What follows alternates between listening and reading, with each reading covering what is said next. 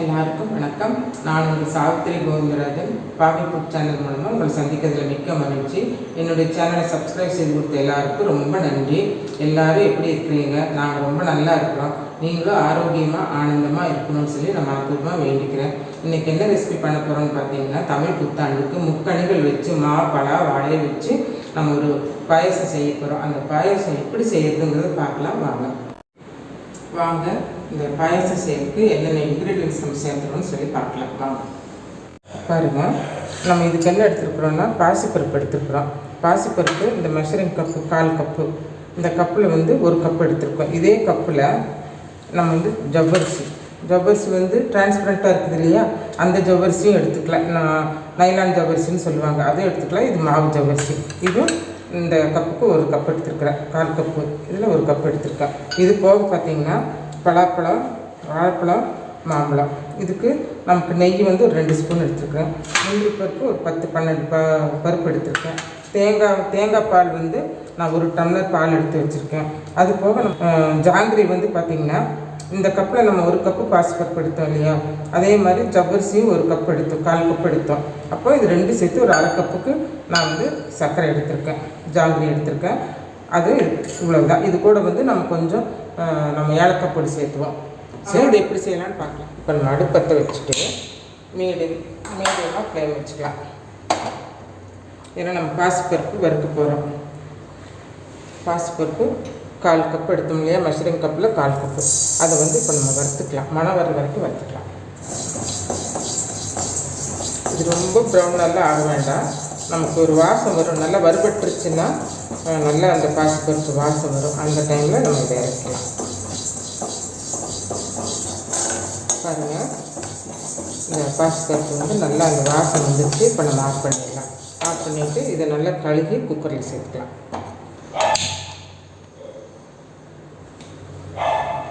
பாசிப்பருப்பு பாருங்கள் நல்லா கழுகி எடுத்துகிட்டு வந்ததுக்கு ஒரு 5 கப்பு நான் இதே கப் மெஷரிங் கப்பில் 5 கப் தண்ணி சேர்த்துக்கிறேன். மாவு ஜவ்வரிசி ஊரெல்லாம் வைக்க வேண்டாம், நம்ம அப்படியே போட்டுக்கலாம். 3 விசில் விட்டுடலாம், கரெக்டாக இருக்கும். மீடியம் ஃப்ளேம் வச்சுக்கலாம். இப்போ இந்த வெல்லத்தை நம்ம கரைச்சி எடுத்துக்கலாம். இப்போ இதுக்கு நம்ம கொஞ்சம் தண்ணி அதிகமானாலும் பரவாயில்ல, நம்ம கரைக்கிறது தான். மறுபடியும் நம்ம பாயசத்துக்கு தண்ணி சேர்த்து தான் போகிறோம். இதுக்கு அளவு கரெக்டாக வேண்டியதில்லை, இது கரையணும், அவ்வளோதான். இப்போ இது கரைஞ்சிச்சு. இது நல்லா கரைஞ்சதும் நம்ம என்ன பண்ணலாம், வடிகட்டி எடுத்து வச்சுக்கலாம்.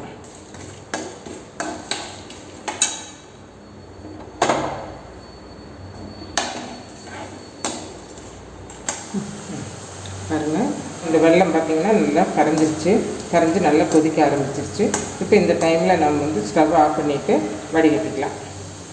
பாருங்கள், குக்கரில் பாசிப்பருப்பு ஜவ்வரிசியை வேக வச்சு எடுத்து வச்சுருக்கிறேன். அது பார்த்திங்கன்னா உங்களுக்கு குழையவே இல்லை, ரொம்ப நல்லா இருக்குது. ஜவ்வரிசி அப்படியே முத்து அப்படியே இருக்குது, ரொம்ப நல்லா இருக்குது. வாங்க இனி அடுத்தது என்ன செய்யுதுன்னு பார்க்கலாம். வச்சுட்டு நம்ம முந்திரி பருப்பில் வறுத்துக்கலாம். அதுக்கு ஒரு 2 ஸ்பூன் நெய் விட்டுக்கலாம். அதுதான் பழங்களும் வறுக்க போகிறோம். ஃபஸ்ட்டு முந்திரி பருப்பு வறுத்து எடுத்துக்கலாம். முந்திரி பருப்பு பார்த்திங்கன்னா நான் ஒரு 10-15 பருப்பு சேர்த்துருக்குறேன். நீங்கள் பார்த்திங்கன்னா உங்களுக்கு தேவைக்கேற்ப அதிகமாகவோ கம்மியாகவோ சேர்த்துக்காங்க. பாருங்கள், நெய் காஞ்சிருச்சு. நம்ம இந்த முந்திரி பருப்பை சேர்த்து வறுத்து எடுத்துக்கலாம்.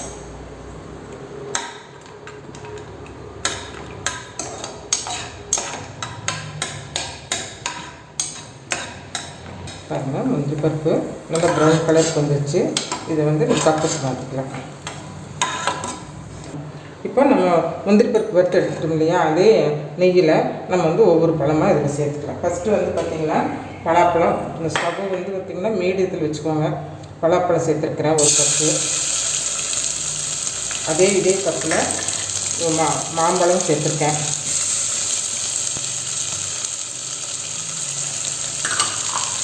அப்புறம் வாழைப்பழம், அதுவும் ஒரு சின்ன பழம் எடுத்து கட் பண்ணி வச்சுருக்கேன். இப்போ இதை நம்ம நெய்யில் நல்லா வறுத்துக்கணும். நெய்யில் வறுக்கும்போதே பார்த்திங்கன்னா இந்த பழங்கள்லாம் இதில் சேர்த்துருக்கோம் இல்லையா, நெய்யில் வறுக்கும்போது ஒரு தனி ஸ்மெல்லு நல்லா இருக்குங்க, சாப்பிடலாம் போல் தோணும். கொஞ்சம் வதங்கினா போதும்.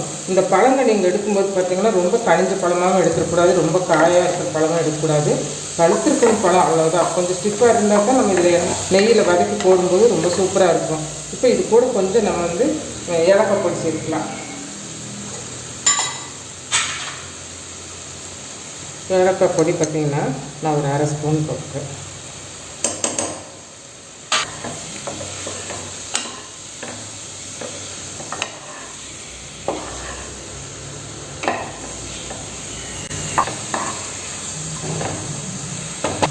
இப்போ நெய்யில் இந்த பழங்கள்லாம் நல்லா வதங்கிடுச்சு.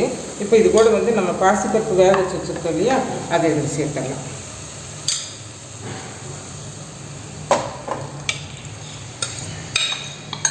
பாசிப்பருப்பு குழையாமல் இருக்கணும், ரொம்ப குழஞ்சிருச்சுனாலும் களி மாதிரி ஆகிடும்.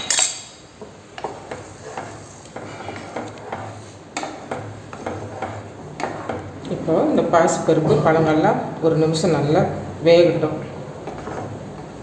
ஒரு நிமிஷம் வெந்தால் போதும் அப்படிங்க. வெந்துருச்சு. இப்போ வந்து நம்ம இதில் சர்க்கரை பாகு சேர்த்துக்கலாம். நம்ம கரைச்சி வச்சுருக்கிறோம் இல்லைங்களா ஜாங்கிரி, அதை சேர்த்துக்கலாம். சர்க்கரை பாகு இதில் ஊற்றிருக்கணும் இல்லைங்களா, அது பழங்கள்லாம் சேர்ந்து ஒரு நிமிஷம் அந்த சர்க்கரை பாகில் வேகட்டும். இப்போ பாருங்கள், நம்ம இது நெய்யில் பொரித்து வச்சுருக்கோம் இல்லையா முந்திரி பருப்பு, அதை இது கூட சேர்த்துக்கலாம். நான் ஏன் இதில் திராட்சை சேர்த்துலைன்னா ஃப்ரூட்ஸ் எல்லாம் சேர்த்துருக்கறனால நான் திராட்சை பழம் சேர்த்தலை. நீங்கள் வேணால் சேர்த்துருந்தனா சேர்த்துக்கோங்க. இப்போ இது நல்லா கொதிச்சிருச்சா, கொதிக்கும் போது ஸ்டவ்வை வந்து ஸ்லோ பண்ணிவிட்டு இந்த தேங்காய் பால் நம்ம எடுத்து வச்சுருக்குறோம், கரெக்டாக 1 டம்ளர் பால் எடுத்து வச்சுருக்கோம். இப்போ அதை இதில் ஊற்றிடலாம்.